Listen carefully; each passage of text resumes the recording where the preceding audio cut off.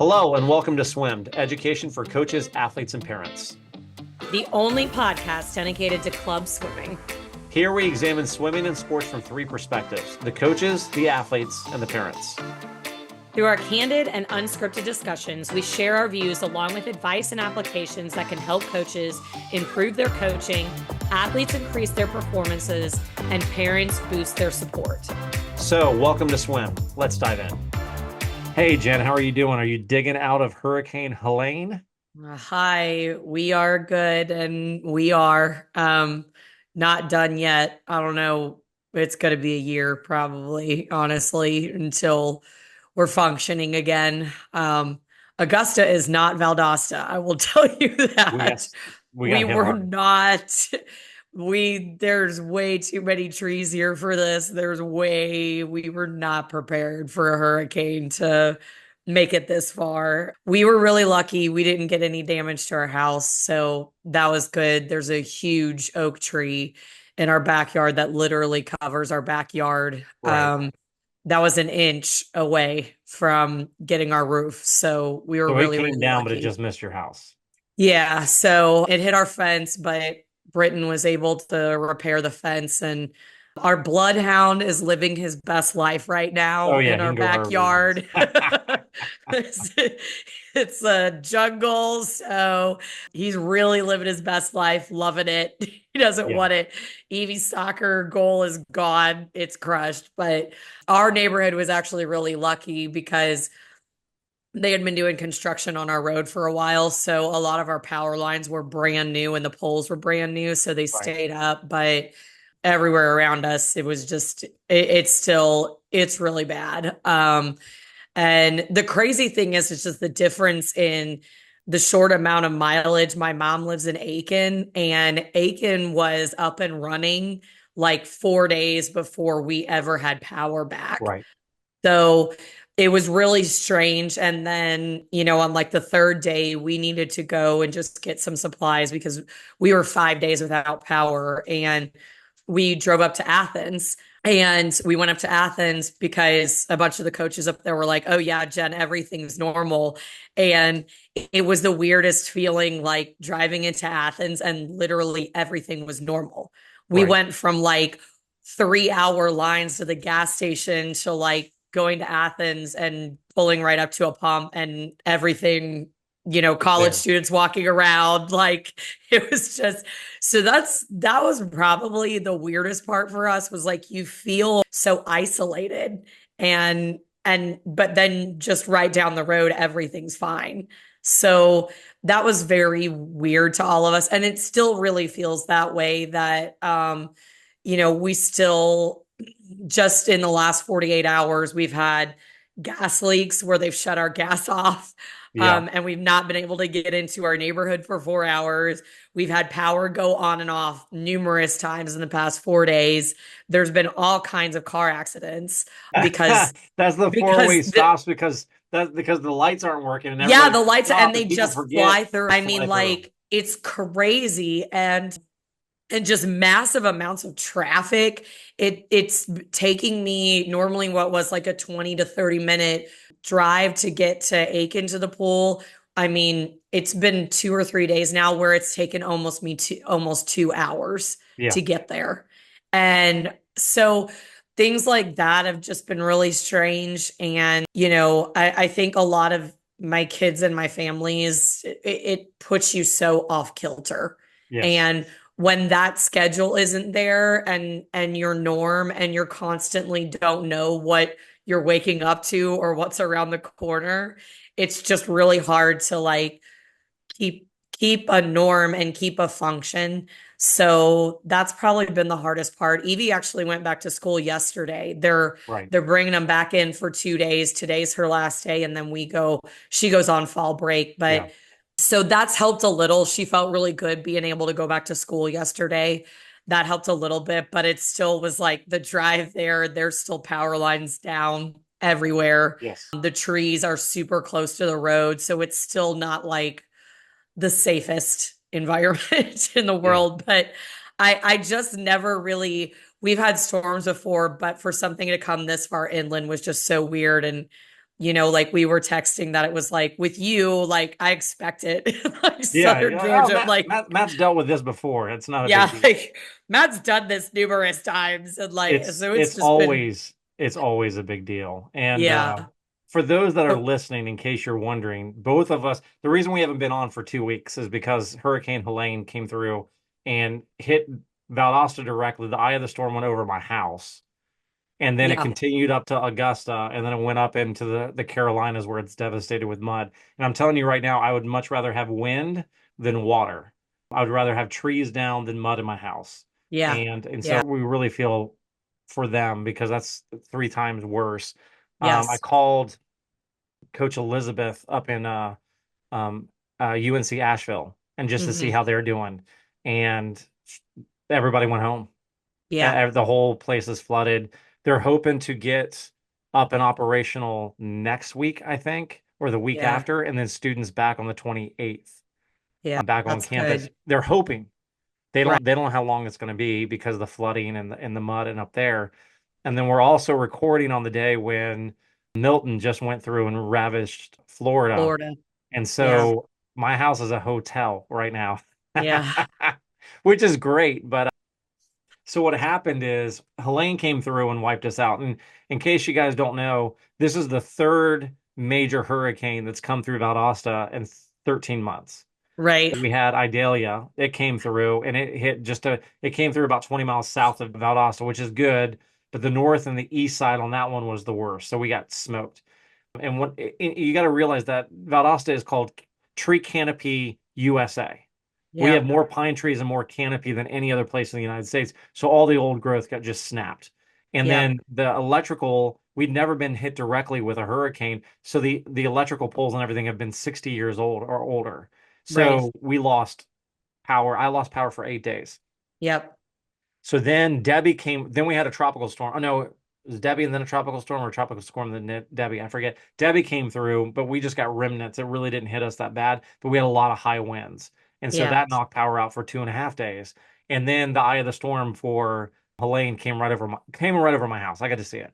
yeah, That was a crazy. It's whipping wind, and then there's a slight breeze, and then you yep, just see the eye wall coming where it's whipping so hard the clouds are opening up, and you can see the night sky, yeah. and then it's gray again, and then we had sustained winds of 100 miles an hour, gusts of 133.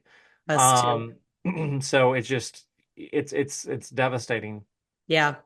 So And I that all mean, come. Go ahead. and I mean, thank God for you because I was telling people like so many things that I text messaged you and like we talked about. I was like, I relate them to parents. I'm like, no, this is from somebody who has done this a A couple lot. times. Like he knows what he's doing. Yes. So I And mean, I was on. You get on generators. We had some friends from Ocala drive 2 hours up with a generator that could operate my house, except for the AC. Whenever I had Idalia for 8 days of no power, I didn't have that, and it was in the end of August. It was the beginning of September, so it was hot yeah, as Hades. yeah, This one was the end of September, so it was a little bit better, and then I had that. But I had the RV, so I could at least sleep in air conditioning. But yeah, we were out of power only 6 days this time, which is yeah. really good. We were hardcore for 5 days. We didn't do the generator.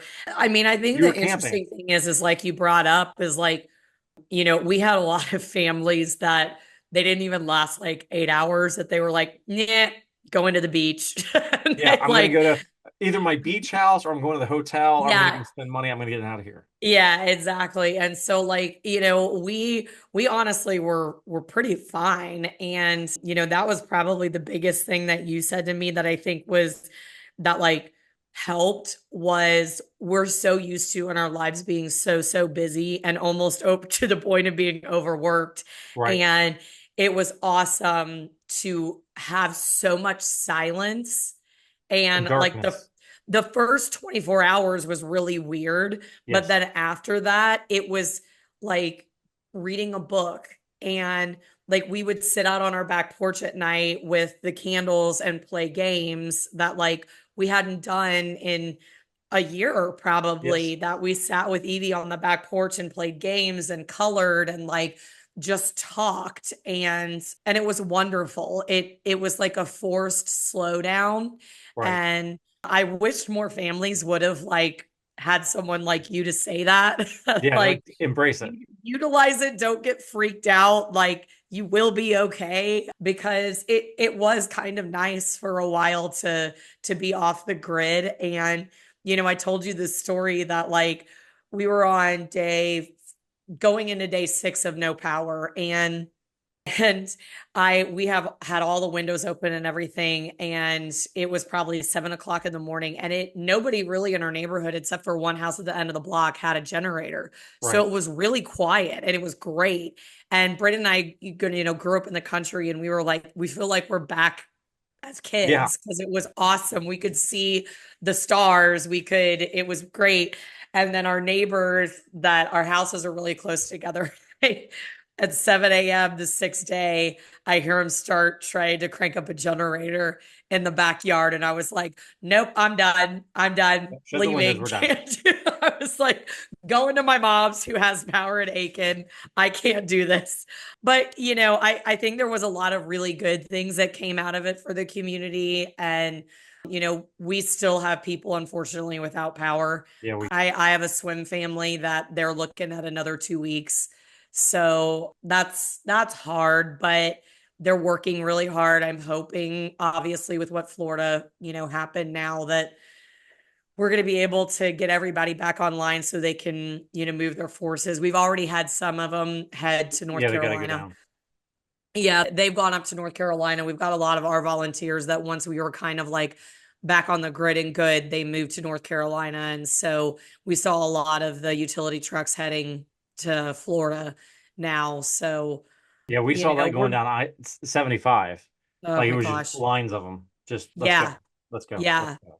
So, I mean, I tell people that are not from here, that like come down here and vacation all the time, or they come for the Masters, or they go Right. to, Charleston or Florida, really anywhere. And, I say to them, and I'm like, yeah, we love our states for you all to come on vacation in, but it's like times like these that you realize living in the South is not, it's, it's not for the weak of heart. No, the humidity will get you. There's no doubt.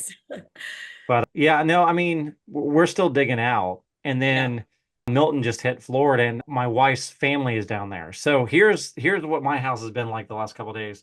So we used to live in Hattiesburg, Mississippi for a year, and there was a church there, and a pastor from there was coming out with some guys, and they were working with a ministry to cut trees down off of people's houses. So he Yeah. stayed with us the first night. And then the second night, Danielle's sister-in-law and niece came up with her mom, so Yeah. they came in. So now we have four extra guests. Well, then yesterday with a storm coming in, my wife's aunt and uncle and then their grandkids, those four came up. So now it was like packing in. So we pulled the RV up, and that was one hotel. Then we Yeah. had this, and then our friend Pastor Knox, he's like, too many people. I feel bad. I'm gonna go. He had a cot or whatever with the other guys, and so he went and stayed with them. Yeah. But it's just so I got up this morning. The last 3 mornings I gotten up and made eggs, bacon, and pancakes for the guys that are working out with cutting trees. So I had to do that this morning, take that over, come here, record. And it's just you're watching these people, and you watch the fear in their eyes because they're Yeah. getting reports from their family members like, hey, we just lost the cover over the pool. Hey, we Right. think there's some roof damage. Hey, we're hearing trees. Hey, look at these pictures of these tornadoes that are spinning off this hurricane. Yeah. And it's just like you just watch their stress level, and all you can do is like, I'm here for you. What can we do to help you out?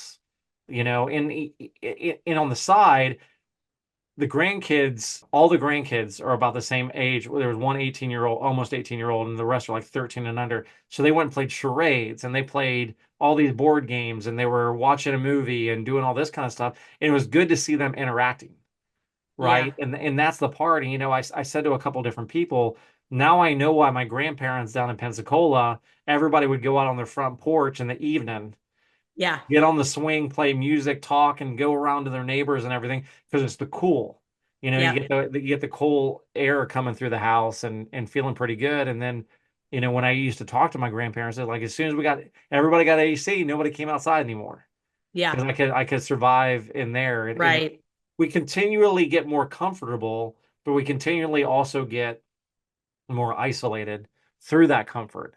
And I'll tell one more story and then we'll get into what the swimmers and parents and coaches are here for. But I was going for some runs outside because it was cool. And this one guy he's 78 standing out there. And I stopped by and said, "Hey, are you okay? Is everything going fine? We don't have electricity, I guess." You'll love this. They had fixed all these poles down in this main intersection, and one of the electrical trucks or whatever was coming through and wasn't paying attention, hooked the top of the truck to it and pulled down three of the poles they had just put up. So now they're going to be 2 more days without electricity because somebody wasn't paying attention and they had to redo it up. So he's telling me this story and he goes, me and my wife were talking and she said to me, and he goes, I kind of feel this way. It's like we're like almost like a third world again. I was like, no, sir. Mm-mm. You've never been to a fro. He goes, yeah, I mean, I've been down to the Caribbean. I'm like, nope, Yeah. nope. I said, I've been to China, out away from Beijing, where people are pushed. They don't even have animals to pull their carts. They're pushing carts. And I've been to the bush with missionaries in Africa. I know what third world looks like. Son, this is nothing because you can go down 3 blocks and wait 2 hours and get gasoline instead of going like I got hurt in Africa. I knocked myself out on a scooter accident. Don't ask me why I was trying. I flipped. It was trying to jump something and it grounded and I flipped over, didn't have a helmet, knocked myself out. Anyways, the nurse was really scared because she said, I was a swimmer at the time. So my heart rate, she woke me up from a dead sleep and my heart rate was 31 beats a minute. And she's like, he's dying. And my dad's like, he's a swimmer. Leave him alone. He's like, he's in great shape. Just like, he's fine. Yeah. Because she's like, we got to go now because it'll take us 3 hours to Oh, get to a wow. clinic. And then if Yeah. that's bad, it's another couple hours to the hospital, Yeah. down in the main city. So we got to go. And Yeah. we ended up not needing to go anywhere. But obviously I'm alive. So Right. I made it. Made it. Just in case you were wondering, this is the end. But yeah, I mean, so it's, but you do feel that because you lose your comfort. Yeah, So you feel for like I don't have sure. electricity. I'm like, yeah, but we got generators, we got cars, we got people that can fix it. You're not Yep. fixing it yourself with whatever you find in a junk, in a landfill. I've done missions down in Mexico where people are living in a landfill, and you're Yeah. trying to help them out. So I mean, we're really blessed. There's no doubt Yes. about it, but it doesn't feel that way sometimes. And No. so, like, when you're in that situation, and I'm going to ask you just because you're there, and I'll tell you what some of the coaches around here are doing, but you know, you're in this mode, busy, busy, busy. I'm training, I'm really working toward a goal, and then something just slaps you in the face. You can't get to the pool. There's no electricity, so obviously the pumps aren't running, so you got to make sure it's safe and people trying to get there. What was the reaction of your parents and your coaches and your swimmers to the situation, and what did you do? Yeah. I can say probably ever since, gosh, I think I'm going on like day 5 now of working nonstop 14-hour days. And when I say that, immediately after the storm hit, number one, in my own house, like we couldn't text out. We couldn't even call most of the Right, time. We had to go like up the hill, which you couldn't for the first like 24 hours. So we really were like no communication right. whatsoever because 3 of the cell phone towers were down. So we really just couldn't communicate with anybody. So that was really hard just because of the fact of when the daylight finally comes and you see what's around you and Yeah, your immediate is, oh my gosh, I need to go check on my neighbors, I need to check on my swimmers and my families, and when you can't do that, that was probably the hardest part. I finally was, my mom chose to stay in Aiken at her house and we hated it. We wanted her to come to us and she was like, no. And so that was the biggest thing, was like finally getting a hold of her right. was the first big thing. And then, we were able to go a certain amount where we could finally get service. And I was able to send out a big text message to the team saying, as soon as you get communication, if you need help, can you please, send me a text, give me a phone call, shoot me an email, whatever you have the capability of doing, to just tell me if your family's okay, if Right. you can do anything, so I can send out the alarms for people that may be near you to help however they can. Um, so, and that was the initial like worry. And then the reality set in of how many of my families, like the text I got back of, oh, we're fine. We're down at Hilton Head. We're Yeah. down at Fripp at the beach. Like, we have power. We're doing, and I'm like, what? Yeah. And so there was that. And then there were the other families that, stayed. And there was quite a few that there was damage to the houses and things Right. like that. And so the immediate was, what can we do as a team to help you? Do you need water? Do you need food? Do you need people to come and cut with chainsaws? To A lot of our families were actually stuck in their houses, that like Right. they couldn't get out of their driveways to even go and get anything. And that was a really scary situation too, because as much as people wanted to help, when power lines are down, it's You can't dangerous. get anywhere. Yeah. Right. You can't go near there because you don't know what's active, you don't know. So you really do have to wait for FEMA or the utility trucks or, the ambulances or whomever that knows, how to shut those things off. So, Well, here's the tricky thing with those. Number one, you don't want to clog up the road because right. you have a lot of looky-loos that want to go see what the Yes. damage is, but they're blocking like first responders. Yeah. Second of all, most of the power lines that are down are probably out, but you don't know. And so I Right. talked a lot to electrical guys. I learned a lot about electricity in the last 30 I years, grid. But think we all have. yeah, and they basically said, I wouldn't touch them because you don't know. But the trick to it is everybody goes, we know the transformers are out. We know that, so we're not going to be worried about it. Here's the deal. I have a generator. It's the first time I have a generator on my house. Yeah. What you have to do is you have to shut off the electricity to your house. Yep. Then you plug in your generator. Now you might have a plug that can do it, or you can do it through your dryer. It doesn't matter. You plug it in and it goes through, but you want to like at least a 30 amp, if not a 50 amp that you can go into. So I have this generator plugged into where my dryer goes in and it could do my whole house because but if I have the electricity still turned on, then what it does is that electricity not only goes to my house, but it goes back up the line Yeah. and it can shock or kill somebody. So Yeah. it's not so much, well, I know that the grid is out. Do I trust my neighbor to be smart enough to turn off their electricity before they start that generator so that wire is now live? Yeah. And I explained that to like this one neighbor. He's like, "Oh crap, I didn't think Yeah. about that." And some of the electrical linemen were with me, and they're like, "Yes, that's why we don't trust anybody because you guys don't know what you're doing." And I was like, Right. And again, I mean, like I can tell "Sad." you when you told me, that and you were talking about like how they talked about power surges and like, you need to turn your power off completely because when it goes Yes, back on, like leave this your front porch on, like something that you can tell if it one thing. comes back on, but don't leave your whole house on, and turn your air conditioning off. Like turn it all off. I know of at least 5 families that lost their air conditioner when that surge came back in. Yeah, and so that's the thing that happened here in Augusta that I can say was people when it came back on, how many houses burnt down.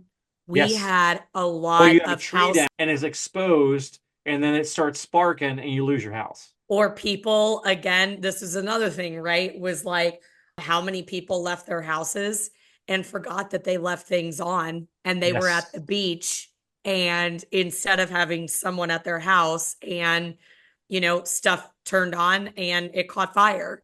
And so anyway, I mean, along these lines, there was a lot of, things that we were talking about that like I was relaying to my families, that I was like, just like the turning the electricity off, that I was like, turn everything off. Right. Breaker on.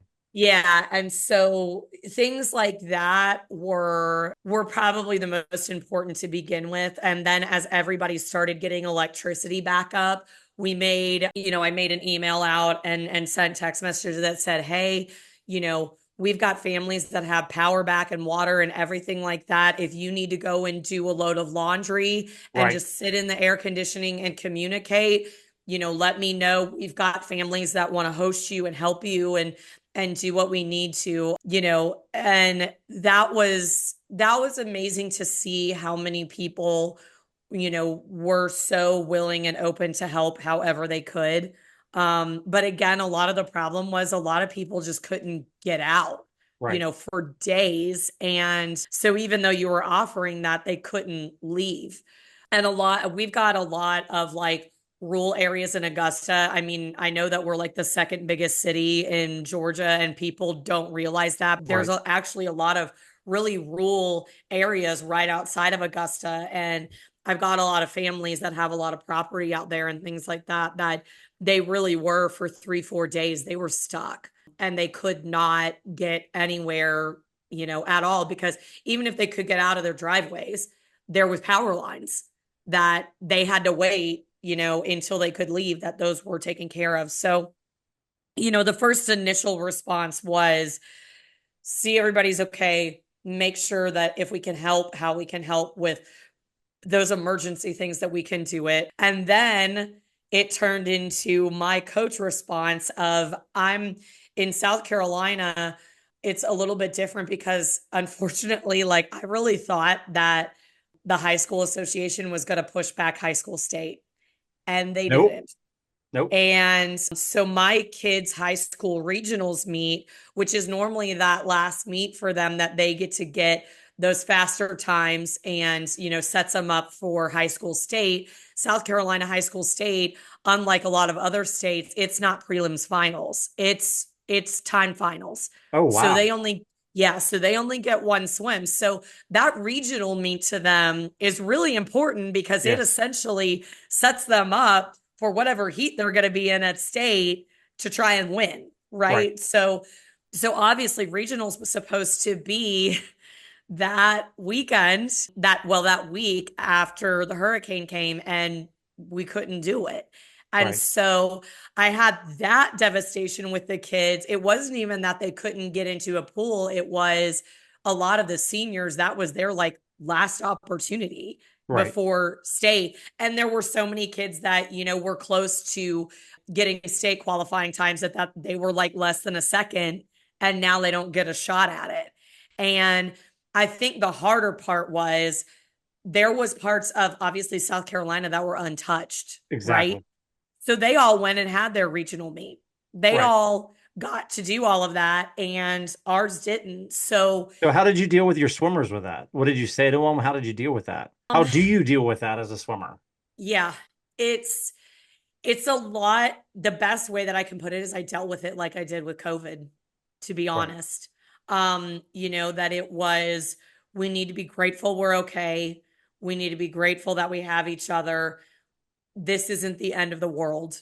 And, we just make sure that at the moment that we can get back in a pool, we train so hard that when you show up at state, You're ready you to go. are ready to go and want it more than those other teams that got to have regionals because you didn't. Right. So you come out of the gate with a vengeance that this is going to be amazing, because that's all that I could say, right? It's a lot like COVID of those seniors that they got nothing, right?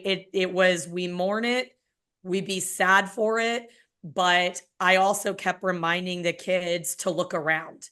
And my way of doing that was making sure that at every opportunity I was getting them to volunteer or to do something to help someone, Right. because that helped. I think when you just go stagnant, it lets them sulk, it lets them get sadder. And I have been working tirelessly trying to find ways to get the kids to volunteer, to do something to help their teammates, to do something to help the community, you Right. know, reminding them every single time one of them wanted to complain. I literally was like, do you understand that your teammate is not going to have power for 3 more weeks? Right. Do you understand what that would be? So it was trying to remind them at this age that like there's something so much bigger than not being able to have a regional meet. It's sad, but you have a house, you have a home, you have electricity, you're alive. We need to Right. be happy that that's because there was lives lost here. There were Oh people yeah. that died. And so that was probably most important. But then number two on my end was the trying to find whatever pools I could There it is. to get them in as soon as freaking possible. And I was Were very parents like lucky. beating down your door, like, hey, we got to practice? Kids beating down your door, we got to go? You know what? No, because I think again, like so many people were just overwhelmed Yes. and mourning, and that's the only way I can describe it. Like it was, I think people still are that we all are just kind of like in this weird. You don't know whether to like be grateful or that sometimes you feel bad because you have something that other people don't. So there's such just a mix of emotions that kind of swimming was like Yeah. I mean, whatever. it's hard because what people don't realize when a natural disaster happens like this is that COVID, it was a disease. It was around. Everybody was kind of in the Yeah. same boat. We all had electricity and everything else. So there was an evenness to it. And even though there was a frustration, people from the north came down to Florida where pools were still open. Yeah. Like there were certain pools that never shut down. And Right. so like Florida was trying to keep the northerners out, but there were people that moved. The guy that went to the Olympics in the 200 fly, Matt, what's his last name? I can't remember it. Anyways, he came down during that for that Olympic trials from New Jersey and trained in St. Pete and was really good. Yeah. And so you had that kind of going on. So it was a search for a pool. But when a national disaster happens, I mean, I cannot tell you how impatient you are to get your electricity back. And it's hard when yours is off, but your neighbor's is on.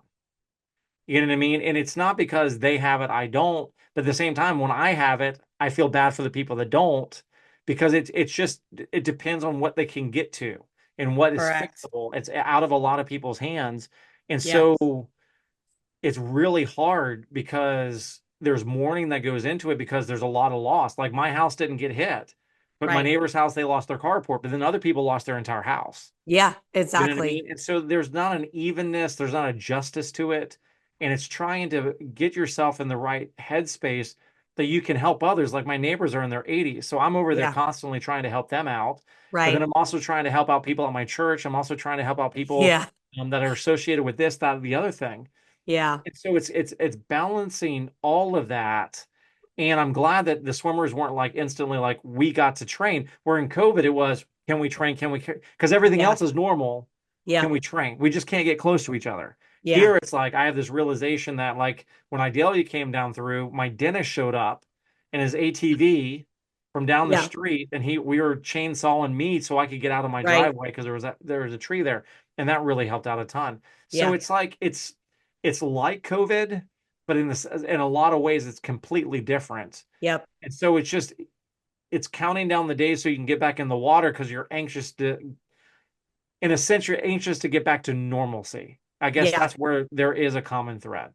Yeah. And I think that the biggest thing was, I mean, obviously Augusta it's way worse off than Aiken was. And so I was able to get a pool in Aiken, and it's an outdoor pool Right. in one of the neighborhoods. But no joke, my kids, some of my senior group kids, the pool had already been shut down for the year. And so they It's a little offered, cold. yeah, well, yeah, but I mean, you take what you can get, right? Yes. And so the kids went over there. A few of them were lifeguards there during the summer. They went over there and they had to completely clean the pool, get the leaves out, and then an inspector had to come in. They had to shock the pool, like essentially reopen a pool, Right. right? So shout out to Woodside Plantation because they did this for us. But the kids worked so hard to get this pool open for the team to use. But what ended up happening was as soon as I got this pool, I have a lot of the high school coaches, their kids swim on my club team. And I was talking to them and they were like, Jen, like the high school kids are not going to be able to practice literally until high school state. Like we have Right. no pools.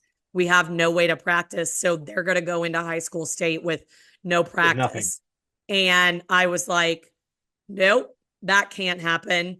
And so I probably spent, I would say, a good like 16 hours trying to figure out how I could help the high school teams and get my club back in the pool to Right.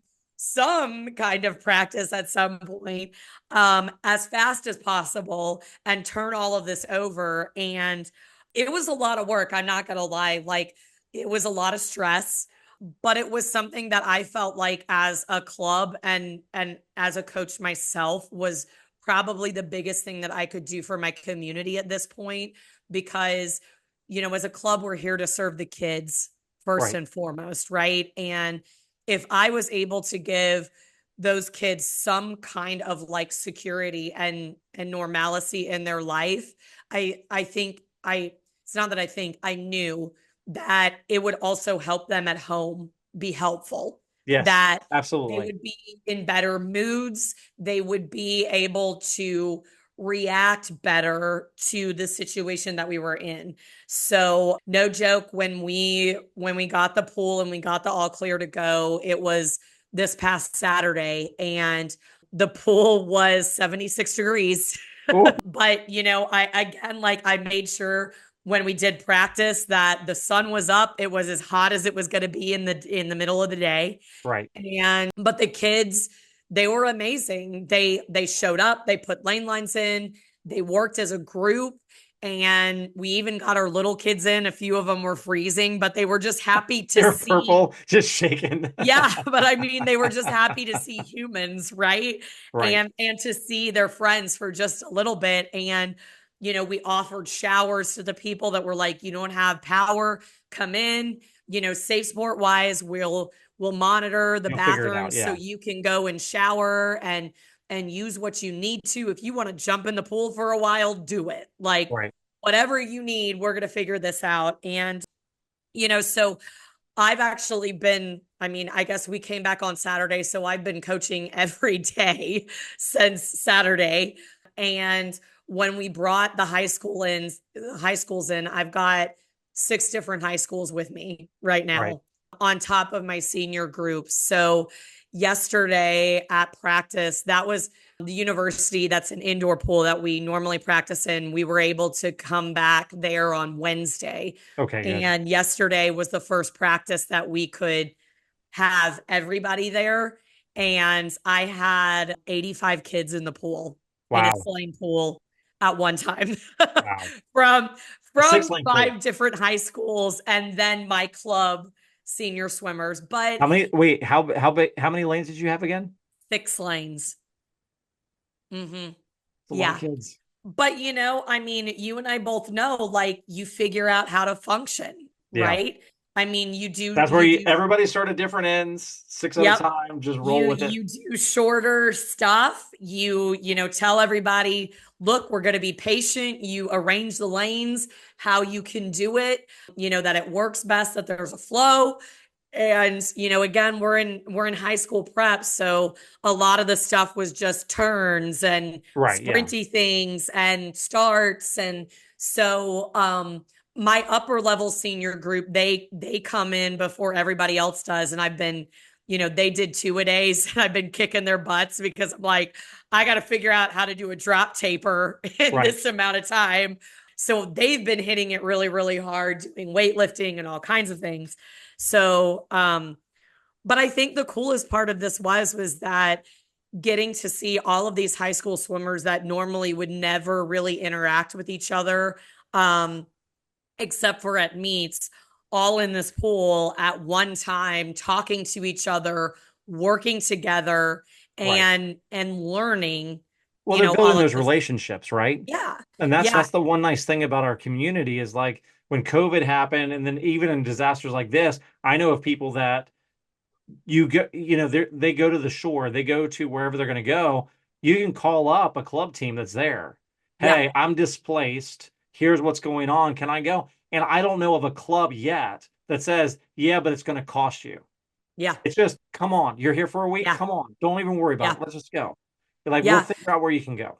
And I mean, crazier thing was that, bless my boy Jared's heart, he goes to University of Tampa. Yeah, they got sent. So they evacuated for the first hurricane, and he was back here for 2 days, and obviously there was no power, and because Right. it wasn't as bad down there, the university got power back before his parents did. So like after 2 days he was like, yep, I gotta bye, go. going back to school. And so we went down there, and they were there, for a week, and then they evacuated him again. And so I also had, and he brought one of his friends.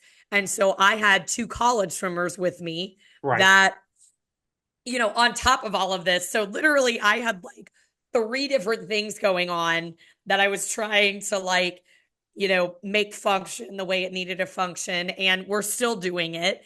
But again, it was really neat because I think too, just them coming back from Tampa, like it gave the kids this energy to have these college swimmers there, that were displaced. And it's brought so much joy. And even though it's been super stressful on my end as a head coach to organize this and make it work, I've seen so much kindness, and I've seen my kids step up in a way that I think a lot of them didn't even know that they could do. Right.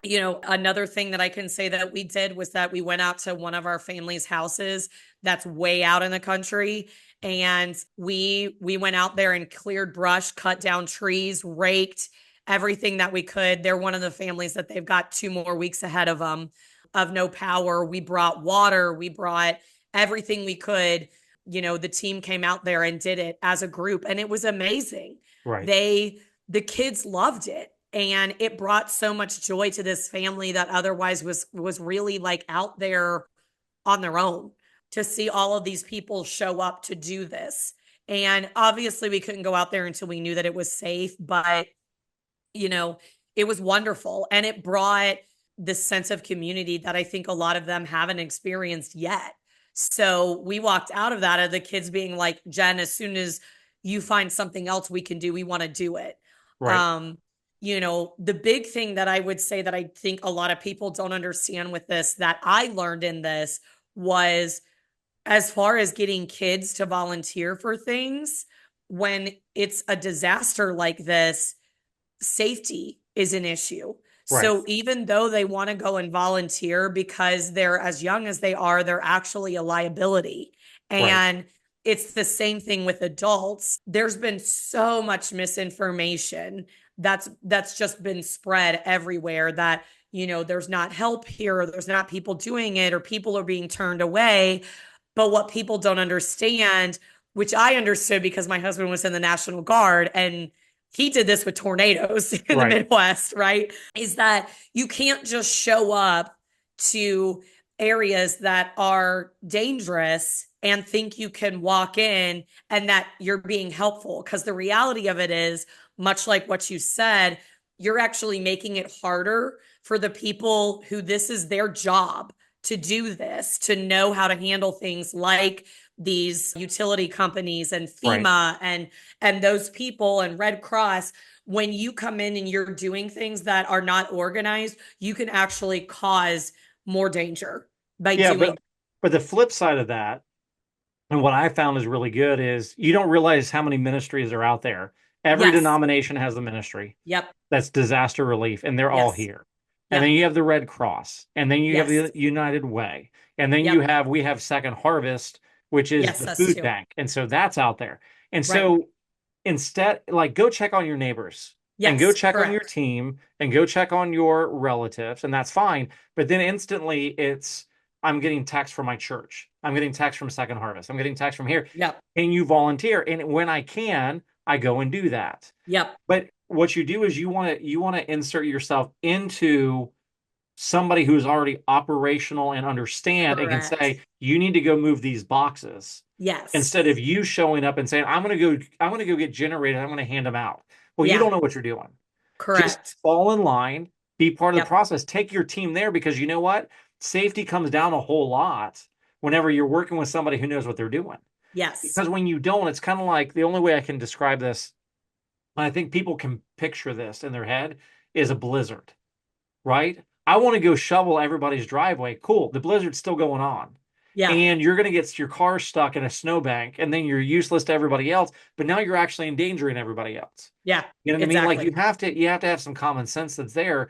But depending on what the disaster is, like you said, you learned a lot through this. Well, this Yeah. is the third time I've done it in 13 months. I've Right. learned an awful lot about grids, and like I even know what the parts of the electrical lines are, and I know like how the operation goes and all this. Yeah. So it's the the coolest thing is that when bad things happen, the good overcomes it. And you don't Yes. realize that the good's there until you see the bad. You know, Yep. it's like, why do bad things happen to good people? Well, bad Yep. things happen because they just happen, but it allows us to see the good. And it brings you into an opportunity where you can minister to others, where you can give to others, where you can bring your swimmers, your team into see others. And I think you know, best practices for coaches as we head into that is take these opportunities first, get everything set up. Yep. The swimming will take care of itself. You're going to miss a Correct. week or two, maybe even 3 weeks, but we always know that you can overcome that in time. So Mm. it's being patient with that. And you're working your butt off as a coach. Yeah. You know, you're working 16-hour days, 14-hour days, as you said, and it's stressful and you got to get it through, but you also know the benefit that's going to happen. Then you can start seeing, hey, you guys can't come to the pool, work out on your own, go see where you can volunteer. Be Yep. active throughout the entire day. So when you get back to the water, you're ready to go. And so now you're helping the community tell them if you're doing a good job, wear your club swimming shirt. If you're not going to do a good job, wear your high school. No, I'm just joking. We're the other team in town Yeah, shirt. just be somebody else. But I mean, if you but go do a good job, wear our stuff, let sure people know that you're part of that or whatever you want to be a part of. Yeah. And be active in a positive way so that you get out of your own headspace and you can see what's good that's going to go on. And that's going to set you up the best for whenever we do get back in the water. Yeah. And I mean, I think, something I want to say to coaches too, having gone through this, is that your own mental health. Yeah. I think by like day 3 or 4 of doing this, I we've had this joke going on in our family, and anybody that's on Facebook and friends with me has seen this, that like I don't remember what happened, but Evie said, I feel like we're in Jumanji. And so we have this joke that like every day we reach a different level of Jumanji Right. because Yes. there's been so many weird, insane things that have happened like beyond my control, that there's Right. nothing that I can do about it. Like I said, it took me an hour and 40 minutes to get to practice the other day. And it was all because like every turn was a tree down, a power line down, the utility company out, a car act. Like it was crazy. On one of those days, we were on the way home and like had just gotten onto I-20, our main highway here. And I mean, I didn't even go 2 inches, and we were at a standstill for 2 hours because there was a car chase, that someone stole an unmarked cop car. What? And yes, in Lexington, which is like towards Columbia, stole the cop car and flipped it in the middle of I-20, and we were stuck there for 2 hours. I mean, just weird things that like wear you out mentally, that you just feel like it's like punch after punch after punch, that you're trying to like help as much as you can and do as much as you can, and you can't win for losing. And by day 3, we were on like level 7 of Jumanji at this Right. point. And when Evie and I were sitting on the highway together, she just looks at me and she starts like crazy person laughing. Right. And it made me start laughing. And she's like, Mama, I don't even know what to do with this anymore. This is just ridiculous. Yeah, she's it's over and the top. It's yeah, completely over. and so she's like, "Can I have your phone?" And she gets my phone and she turns Dancing with the Stars on. We Right. sat on I-20 and watched Dancing with the Stars on my phone, and it was probably like the biggest relief that I need. And I got home and Evie hugged me and she was like, "You're doing amazing. I love you. You can do this." And she's Right. like, "Go take a hot bath and just be proud that you've done all of this for all these people." And I think it was, I finally took that moment for myself to just be like, it's okay, I can't do everything. It's Right. okay that I can't get everybody better and functioning and working. It's not all on me and I got to be okay with that. So that's my biggest thing to coaches is that it's very overwhelming and to take the time to just take it a step at a time. And it's okay if you can't do everything instantly. And it's okay if the things you plan don't work out when this Right. stuff is going on. You just got to shift and you also got to ask for help.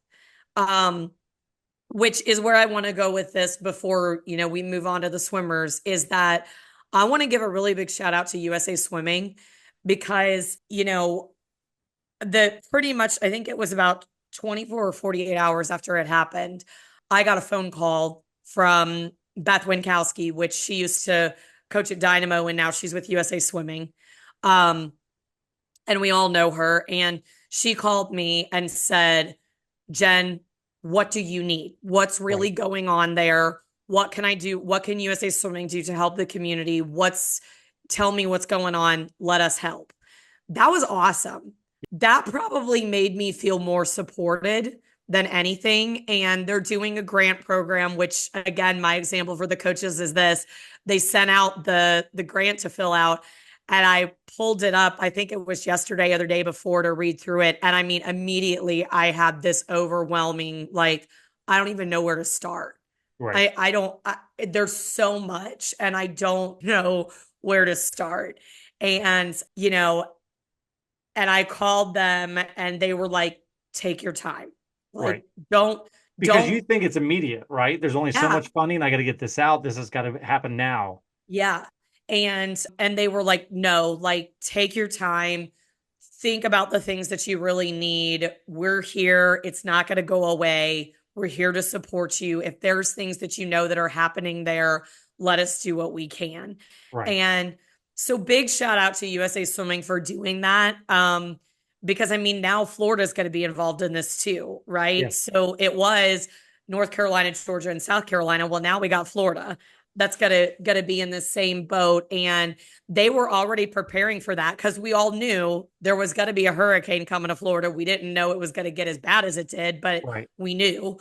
And they were already looking forward and preparing for that stuff. So big shout out to them for, doing what they can to help everybody, Yeah. you I know. mean, the one thing that I'll tag on there, and then we'll get to the swimmers, is here at VSU and other, in other ways that I service people, students and swimmers and stuff.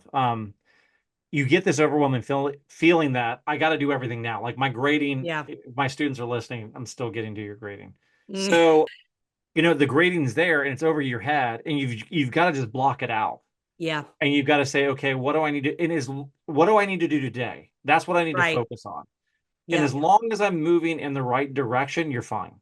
Yes. Everything will take care of itself. Yeah, you Yep. might miss a great opportunity, but you're not trying for perfection. You're Yep. trying for better than yesterday. Yep.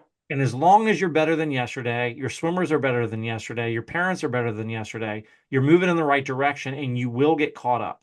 Right. And there's a grace that has to happen there. There has to be in when I deal with my students all the time that are dealing with this kind of situation and they're worried about their grades and whatever else is going on, I always say to them, okay, so let's say that everything in your life is a-okay and a swimmer has a disaster and they come to Yep. you and say, this is what's going on. I'm stressed out. I can't believe this. I'm going to lose everything. I can't be prepared for states. I can't, blah, blah, blah. They're down the line. They have all these, the arguments, what do you say to them? What would you say to them? And they're like, well, I would just say, just get one thing done, take care of one thing today, take care of Yep. yourself, do these things. I said, then say the same thing to yourself. Right. And they'll get emotional because we're harder on ourselves Yeah, than we are for on sure. anybody else. But if we give the grace that we give to everybody else in these situations, that we would, if we give ourselves the grace that we would give to other people in these situations, we can breathe and Yeah. we can get through it. Because I'll tell you, when the lights came back on that Wednesday, for the next 2 days, I took at least 3 naps a day. And I was catching up on sleep. I would take like 2 hour naps and then still be exhausted because it Yeah, just wears on you. So it have does. grace on yourself, do the best thing you can do, be better than yesterday, and you're heading in the right direction. That is the exact same advice I would give swimmers Yeah. Yeah. right there. All I you've got to do agree. is what can I do today to be better than yesterday? Well, yesterday I didn't exercise because I had to help out in the backyard. Well, you were exercising. That's called Right. physical activity. But now, why don't you add a run to that? Why don't Yep. you add just push ups and sit ups and then go help out somebody else? Yep. My wife was joking with me. She goes, "When's the last time you exercised?" I'm like, "In a gym or in somebody's backyard cutting down trees?" Yeah. Same Because I've been here. doing a lot of that. Yeah. I'm totally fine with the exercise. I'm still, Yeah. I'm probably not eating the best I should be. But Yep. again, just get one step further in front of and then let the championship meet take care of the championship meet and give yourself grace. Yeah. That's there. So the volleyball team here, the week right after the hurricane came, they were in Alabama and they were playing teams, and I think they went 1-2, and they could have gone 3-0. I think they won the one game they had to win, the one match they had to win, and the other ones were really close. And I Yeah. was talking to the coach, and she's like, I can get down about it being really close, but at a college level, to be at that height, to have that edge when back home you don't have electricity and you're worried about your family and everything, it's Yeah. hard to have that edge right at that moment when you're stressed and you're tired. Yep. And so there's a grace that has to happen. I'm not saying that your swimmers aren't going to perform to their absolute best at state, and they might go personal best, they might win state. That's great. Right. But at the same time, if you're not quite there, it's okay because you're still dealing with the emotion and the stress of everything that's going on, and realize for this small part of your life, that's okay. And there's a Right. story there, and that's going to help somebody in the future. Yeah. And I think the thing too that I learned, watching my kids go through this was that you need to lean on your teammates when you have that opportunity. And I say that because a bunch of my kids, like I think it was the fourth day after the hurricane, the ones who didn't have power, they all got together and went to each other's houses of the ones who did have power. Right. And they had like a 2 day sleepover that they all like got together, and I actually dropped Evie off with them, and Evie stayed the night at the girls' house 2 nights in a row, and they went fishing, they did s'mores, they played hide and seek.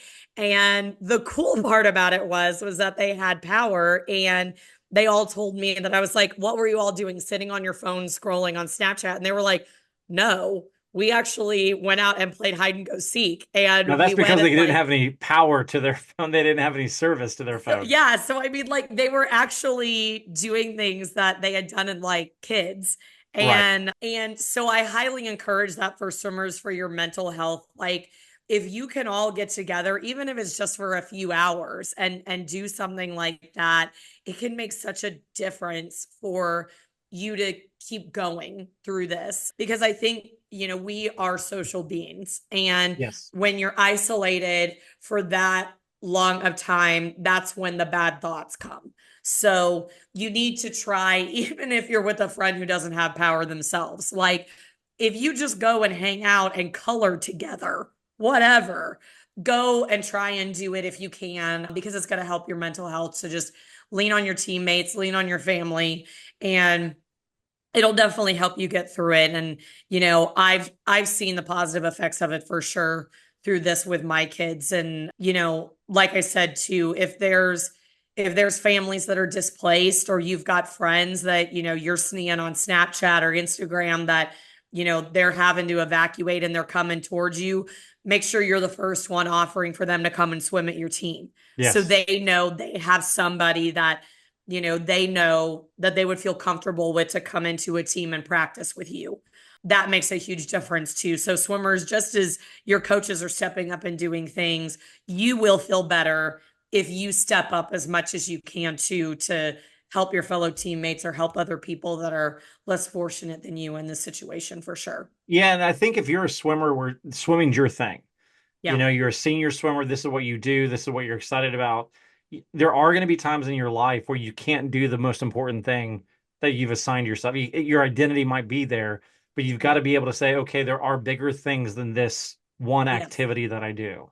Yes. Just like I can say there's more important things than my occupation.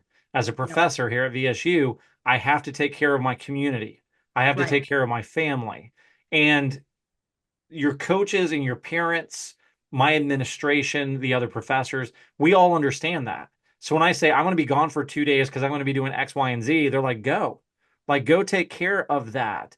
And I Yep. think that this can be a great, when tragedy like this happens, when hurricanes come or national disasters, no matter where you are in the world, it gives you an opportunity to reset, to put your priorities straight, to kind of breathe for a second and just say, okay, for this short amount of time, I'm going to do this, and Yep. I'm going to do the best that I can with that, and I'm going to give. I'm. I think sometimes we get caught into I need to be perfect. I need to hit these practices, these times, this eating, this stretch routine, this amount of sleep, and that's great when you Right. can do that. But as we know through COVID and other things, there are going to be times in your life where you can't do that. And you've got Yep. to learn how to forgive yourself, and you got to learn how to figure out what I can do and be proud of what you can do. And Yep. that'll get you out of that depressive mode. That'll get you out of that mode of I can't do anything. You can do a ton of things. And I Right. think that's what we're trying to encourage you is now that we've gone through it, me 3 times, you 1 time, we're not comparing, but still I'm better at this. Um, I think the best comment you ever gave me is, Matt, I understand you so much more now. Like what Yes. you've gone through. Like I understand these conversations that we had before. You do. And then it goes back to the idea of the state that gives the most to charities is the state of Mississippi when this study was done, which Yeah. was at the time the poorest state in the United States. Yeah. The richest states didn't give the most by far, even though Yep. they had more population and more money. Why? Because once you go through it, you understand what people are going through Yeah. and you feel for them and you give everything you can for them. Yeah. And so the coaches are going to open up their pools to swimmers. Swimmers, you've got to be able to ask for that, and it's Yep. okay. But then forgive yourself and help other people, and that'll get you through this time. And it seems like a long time. It's very brief. It's not going to affect you as much as you think it is. So just Right. kind of do what you can do and move forward. And parents, swimming is not important. Yes. And you know that. Now, there are parents out there that I know of, not in my community necessarily, other communities that are like, we got to get in the pool now. We have this going on. We have this going. Chill out. Mm-hmm. Chill out. I Yep. think most parents, though, I think that's maybe one or two people. Most parents are like, okay, time out. Yes. I got to get my roof is destroyed. I've got to get these other things done. I've got to get my kids somewhere because I still got to work. School's out. I've got to figure those things out. Swim is the last thing on your mind. Yep. Great. Don't rush back, Right. but come back when it's time to be normal. Yeah. And Yeah. when you have your kids come back, let them go and then just let them be, just like Yeah. you need to be, just the flow. And I think out of everybody on this continuum, from coaches to athletes to parents, I kind of feel like the parents get it easier Yeah. than the rest. I think the Yeah. kids are too immature and they're too focused necessarily, or they have really young kids. There's really young kids that are just whatever they're doing. Coaches are trying to figure everything out so they can get their club back together. It's their business and everything else. I think parents have that flow of like, we'll get there when we can get there. Yeah. And we're going to be okay. We're going to help out some other people. We're going to be gone for 2 weeks. It's fine. And I Yeah. think that it's the one time that I can say I think parents get it better than anybody else. Yeah. I mean, and obviously we're not saying that like the part of you having to figure out how to repair your house and insurance and electricity and all of that, because that is as a parent, that's hard. Difficult. That was the hardest part going through it, with Evie, that the boredom of the kids, and the initial disconnection of them, of like, oh my gosh, this is so boring. There I'm are some parents out there not. for the first time in years are dealing with their kids. Yeah, yeah. Yeah, I mean, for I'm not sure. saying the swim parents by any stretch, but I'm just saying, Any parent, yeah. yeah, And so we definitely don't mean it on that end. We mean on the swim end that like swimming should be the last thing yes, that you are worried about. And if you can get your kids to a pool when your team opens back up, I promise you you're gonna end up after that practice with a better kid yes, than what you put it because they need release. So, don't don't delay it if you don't have to. Your safety, your home, your family is far more important. But if you are able to get them there, you're going to have better kids that are more willing to help and are happier because they've had that release to get them there. So, and lean on other parents that, that's a big especially in one. this situation, just as you said, Matt, right? You don't want any more cars on the road than you have to. So if you can carpool and you're all in the same neighborhood, get one parent and switch who does it. Try Yeah. to, not take 9 billion cars out if you don't have to. But, Well, it's you also know, don't be prideful. Yeah. yes. There's a family friend that we have some friends here, and like my family went back down to Tampa during our hurricane, and then all those family members are back up here, so it's tag team, right? Yeah. So I was here by myself, and I said, "Hey, how are you? It's been a couple of days. How are you guys doing?" Because they're out there, they still don't have electricity, and they're on a well and they're on a septic tank, which means when the power goes out, they don't get water. Yep. They have a separate generator for their well and all this other stuff. I said, can Yeah. I come out and help you?" And they're like, no, no, we got it. Everything's fine. We're good. We're good. I was like, no, seriously, can I come out and help you? Because I know you guys have 300 acres. There's trees down everywhere. Can I come out and help you? They're like, we got it. Totally fine. But if you're bored and need something to do, sure, come on out, which is a Yep. very Southern way of saying I need help, but I Correct. don't know how to ask for the help. Right. So I was like, I'll be there in a second. Just you tell me which roads to get out there. And they're like, you got to go Yes. around this and you got to do this. I'm like, okay. So I get Yep. out there and we'll help it out. And the husband he's just like, he pulled me aside. He's like, thanks for coming out. Because it's Yeah. all her family was around. He's like, they're driving me crazy. And I was like, yeah, Yeah. I get it. So he had a Yeah. chainsaw and I was pulling things. We had a Polaris and we were like lifting heavy things. And for me, it was good exercise and everything. I was there for like 4 hours and then I had dinner with them and it was great. But sometimes, like parents, we want to say, we got this. We can take care of it. There's sometimes Right. you just say, just put out there, hey, if you're bored, come on. We could always use the help. And just Yeah. accept people's help because once it's kind of like a snowball effect. Once you get cleared, then you can go with other people to help clear other things and you can kind of work down the line. But I think as parents, we want to take care of our own stuff and we're hesitant to ask others because they might be in a worse situation than we are. We don't know Right. what situation they're in, or we don't. Everybody else is taking care of their own stuff. But I mean, I was calling swim parents, going, "Hey, I'm at your mom's house. Have you sent anybody over here?" "No, she's at a friend's house." I'm like, all right. There's a tree down over this. Might have nicked the back of the house. You can't get back here. This is the way you got to go around. Do this, and then I just go to the next house. And I was Yep. just kind of bopping around and checking on different people, that kind of stuff. So, find that time, but don't be afraid to help other people because we as coaches want you to contact us so we can Yes. rally the resources of the team because the team is bigger than just the swimming. And I think Correct. that's the big takeaway when you're in this kind of situation. The team need coaches, swimmers, parents. The team has to be bigger than just swimming. And Yes. when it is, it's a family, it's like a family, it's however you want to characterize it, but we're there for each other. We have a connection with each other. Let's help Mhm. each other out and let's rally those resources to help out our friends and family as well so that our whole community gets lifted up. This is how a community can absolutely get lifted up by one team. It's amazing what Yes. that can do. Yeah. And like I said, I think that if if you allow, your example of being in the South, like we're not the best at asking for help when we need it. We will help other Um, strangers in a second. yes. Oh, you can't help But me. if I it's got it. people I got that it. it's you're worried about judgment, you're worried about my house is a mess, you're worried about like, and I can tell you the family, it was the exact same situation, right? They're on well water and all of that stuff. And the family we went out and helped, it was the same thing. Like they are one of our biggest volunteering families Right. of the team and for the high school. And they kept saying, we're fine, we're fine. And then finally they, opened up to one of our parents and they're like, and the parent was like, nope, we need to help. And so, we stepped in and we were like, no one is going to judge you. And so my husband and I went out there first to Right. look at what the roads were like, to look at what they really needed, how we could help. And then we organized and said, everybody bring this, and this.